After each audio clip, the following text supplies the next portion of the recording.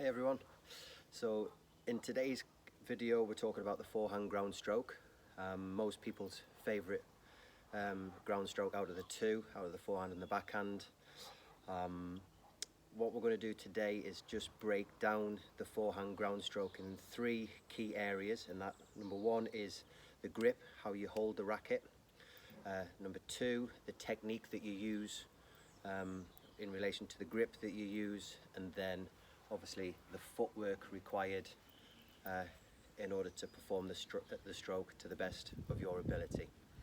So we'll start with the grips. There's four grips that you can use on the forehand, and the first one is what a lot of people still use, and it's just called the Eastern forehand grip, and it's basically as if you were just shaking hands with the grip. Your hand's pretty much straight on. I'll show you it from this angle also. That's the Eastern forehand grip.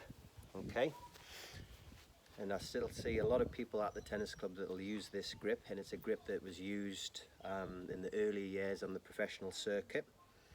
It allows you to hit the ball quite flat with the path of the racket in much more of a straighter line through the ball. Okay, so the first grip is the Eastern forehand grip. Okay, now what you'll find when it comes to the technique side that I'll explain as we go through the grips, a lot of the principles are always the same, and as you know how I talk to you guys when I see you on the court, you're starting from the ready position. Now at this point you are equal to go either way, whichever way the ball starts coming towards you. First thing that always happens is that your eyes simply tell you the ball's coming to the right side of you or the left side of you. Now with this grip, from this position, your goal is to try and get the unit turned into this position by the time the ball reaches the net, and that principle will be the same for every single shot. Okay, if you're at the baseline, your opponent's at the baseline, your unit turn should be done by the time your opponent's ball reaches the net, so it's still in the air here. Okay, now as the ball comes over to bounce on your side of the court, this is when the important part kicks in, the footwork required for the shot. Okay, and with the Eastern forehand grip, your goal is to address the ball with everything pointing in the direction that you're going to try and hit the ball back. So if I'm going to try and hit the ball directly back towards the camera, unit turn, footwork, bang, that final step, everything is lined up with where I'm going to try and hit the ball. Okay, because your goal is to try and achieve the contact point around about your waist height here, and then you would just be allowing the racket to come straight through towards the end target, which is about here. You don't necessarily need to have the big follow through over the shoulder with the Eastern forehand grip. So let me just go through that again. Ready position, the ball comes from your opponent, the unit turns, that's done whilst the ball is in the air. The footwork kicks in with the final plant of the foot. Everything is going down the direction you're going to try and hit the ball. You're trying to achieve a contact point around about this area, around about your waist height, with the follow through coming straight. Okay. The Eastern forehand grip is really popular with squash players, because if you think about the squash grip that they use in squash, it's quite similar to an Eastern forehand grip in tennis players. So people just going from squash to tennis find that transition quite simple if they stick with that grip on the forehand. Other people, or it's a sensible grip to use if you suffer with injuries. So if you've got wrist problems, obviously the big one in tennis is the tennis elbow. And using the Eastern forehand grip basically means those joints through the striking zone, which is when you're going to get a lot of vibration coming up through this arm, those joints stay straight all the way through the technique. Okay, so unlike some of the other grips that I'm going to get onto in a minute, okay, those joints, those wrist joints, those elbow joints are asked to go through a lot more aggressive situation as you hit the ball. Okay, so with that Eastern forehand grip, you don't have to worry about those joints having to do too much. Okay, so that's the Eastern forehand grip. If that is the grip that you're comfortable with and that you use, good little thing whilst we're in this situation, add into your daily routine in your garden of just practicing 50 forehands. Here, turn, footwork, release, back to the ready position. Okay, unit turn, footwork, through, 2, 3, 4,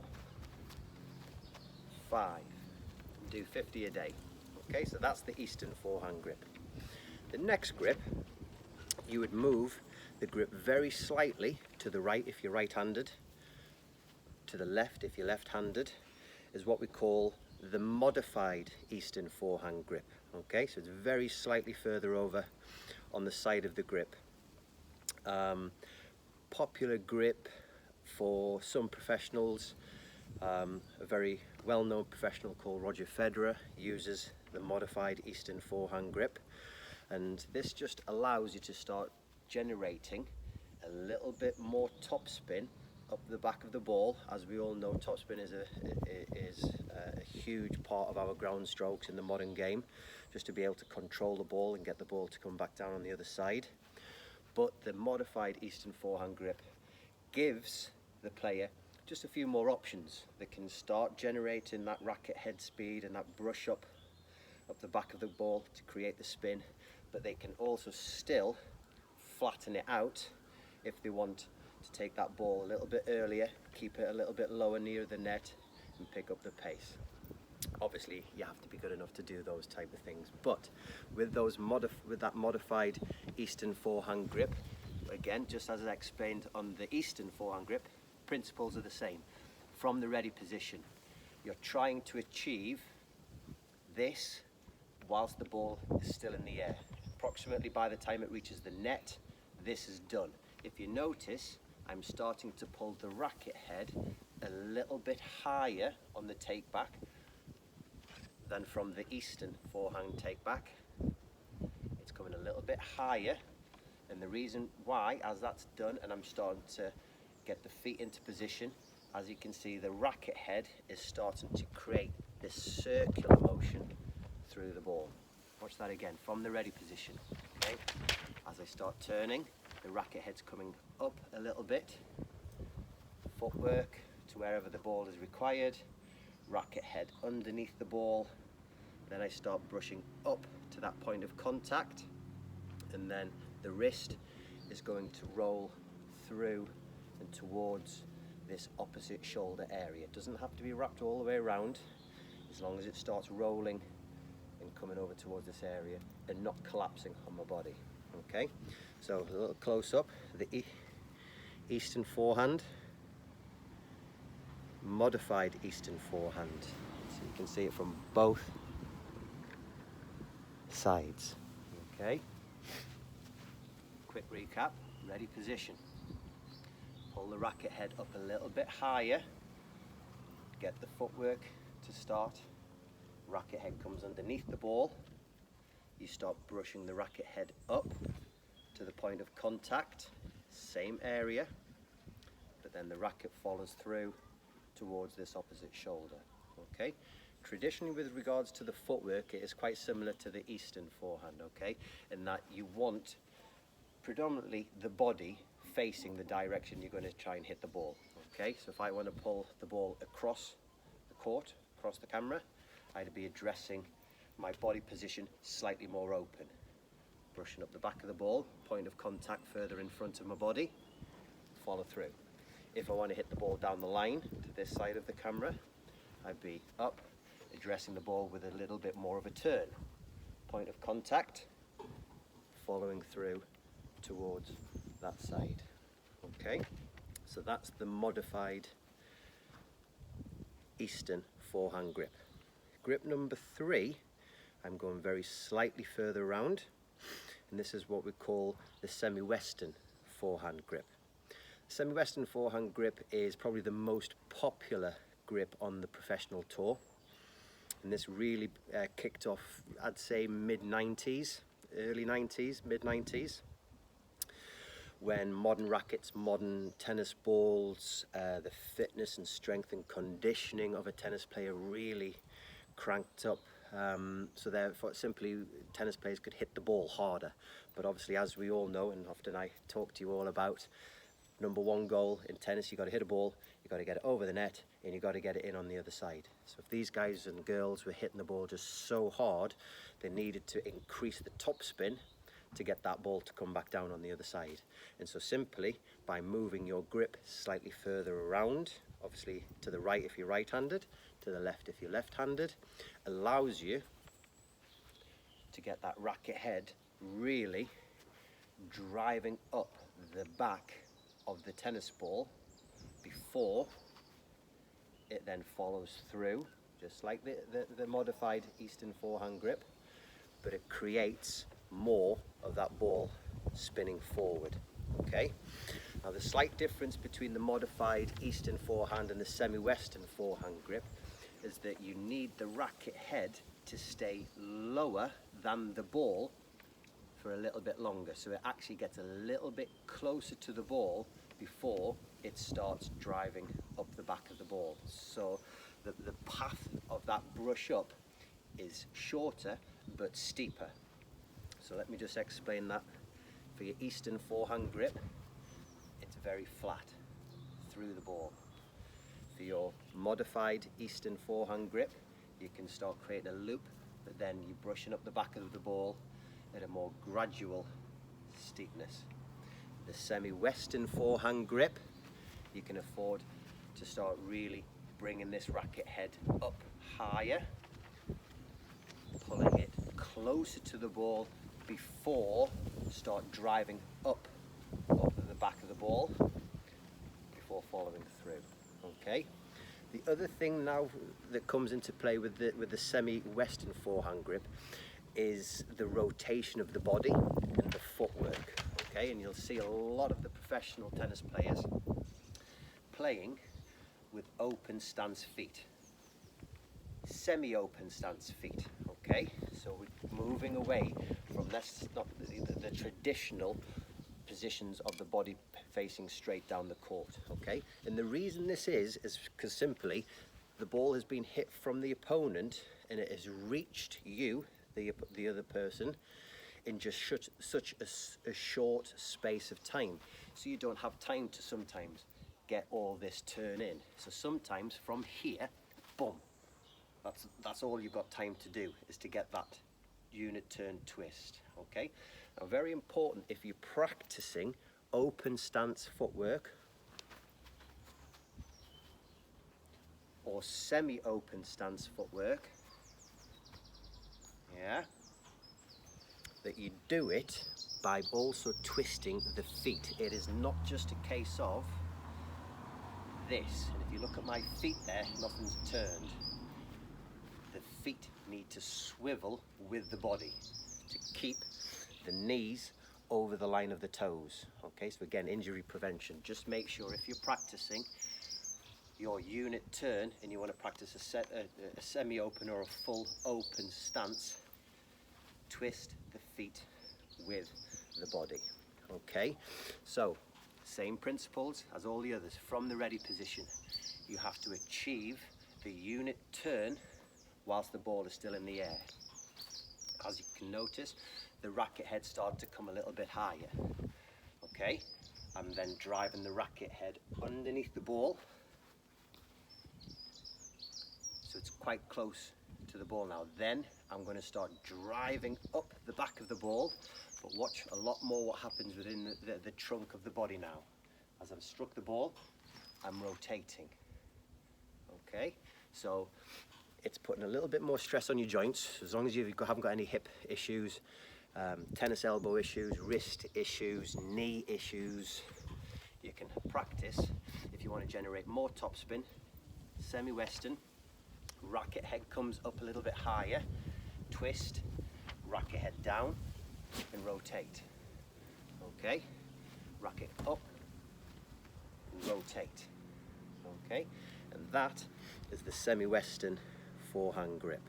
Okay, the final grip is what we call the full Western grip, and that's when it goes right underneath. Your fingers are literally all the way around and on top. Obviously the classic tennis player is Rafa Nadal, who really made this forehand grip popular. Okay, and this is when you'd be literally starting like a frying pan. Yeah, the racket take back is, as you can see, racket head right up round the head height, footwork into position, but then you're basically driving the racket head steeply up the back of the ball before following through, and as you can see, it's much more like a windscreen wiper coming over the back of the ball. And the reason this grip developed, especially in the European countries and when they're playing on the clay courts, simply the ball bounces much higher, so they have to address striking the ball more this height. Yeah, the tennis courts that we play on, the AstroTurfs down at the tennis club, often the ball bounces and we deal with it more this height. Okay, so although yes, a bit of fun to go out and practice in your garden with yourself or your kids the different grips, we wouldn't recommend you actually try and go onto the tennis court and start using a full Western forehand grip. And that's the main reason why, because we don't often deal with tennis balls right up here, unless you're not moving your feet, of course. But you know my motto, get your feet moving. Okay, so that's the Western forehand grip. Quick little recap. Eastern grip, ready position, unit turn, footwork, straighter swing through the ball, ready position, unit turn, look how straight it is, circular here, footwork, drive the racket through the ball. Modified Eastern forehand grip, ready position, racket starts coming back a little bit higher, footwork, drive the racket up the back of the ball. It's still quite a straight swing. The racket starts coming around towards the opposite shoulder. Semi-Western forehand grip, the popular one. Unit turn, racket head's coming a little bit higher, so creating this loop. Just very quickly, one thing I haven't mentioned, and a lot of people, I know I've told a lot of you anyway, the loop that you see professionals do simply helps generate faster racket head speed through the shot. Simply, you can hit the ball harder, okay? Generates faster racket head speed. Loop up, footwork, not so closed, bit more open, rotate that body. Ready position. Up, footwork, not so open, a bit more open, rotate, okay? And the final grip, full Western, a bit more of a frying pan, ready position. Look at the take back, up the back of the ball, up the back of the ball. So they're the four grips, the four different kind of techniques and the different footwork to deal with a forehand ground stroke. Okay, get in the garden, get practicing. Any questions, drop me a text, drop me a WhatsApp, drop me an email, and I'd happily talk to you about any questions you got. Stay safe, see you soon.